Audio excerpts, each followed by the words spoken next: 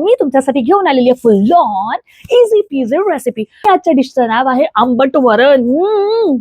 तुरीची डाळ स्वच्छ धुवून घ्यायची. ती धुतल्यानंतर त्याच्यामध्ये पाणी घालायचंय, वर थोडीशी हळद घालायची आणि आता हे मस्तपैकी कुकरला लावून ह्याला शिटी यायला द्यायची. भरपूर असा बारीक कांदा चिरून घ्यायचा आहे, म्हणजे मला एकदम बारीक आवडतो. आता जर तुम्हाला जाडसर हवा असेल तर तुम्ही याच्यामध्ये जाड कापू शकता. थोडीशी जास्त मेहंदी असल्या कारणाने मी व्हिडिओ तर शूट केला, पण माईक बंद ठेवून. सो यापुढे तुम्हाला ऐकायचा आहे माझा असा व्हॉइस ओव्हरवाला व्हॉइस. तर या रेसिपीसाठी सगळ्यात आधी तुम्हाला द्यायची आहे ती म्हणजे तुपाची फोडणी, ज्यामध्ये आपण यूज केलेला आहे तूप, हिंग, जिरे, राई आणि आधी दाखवलेले सगळे इन्ग्रेडियंट आपण मिक्स केलेले आहेत.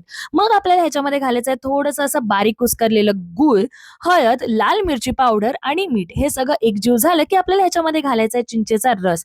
आणि हे पुन्हा एकजीव झालं की आपल्याला ह्याच्यामध्ये घालायची आहे ती म्हणजे डाळ. पण न विसरता डाळ आहे ना आधी रवीने मस्त असं उसळा, जेणेकरून आहे ना ह्याची आहे ना कन्सिस्टन्सी खूप कमाल राहते.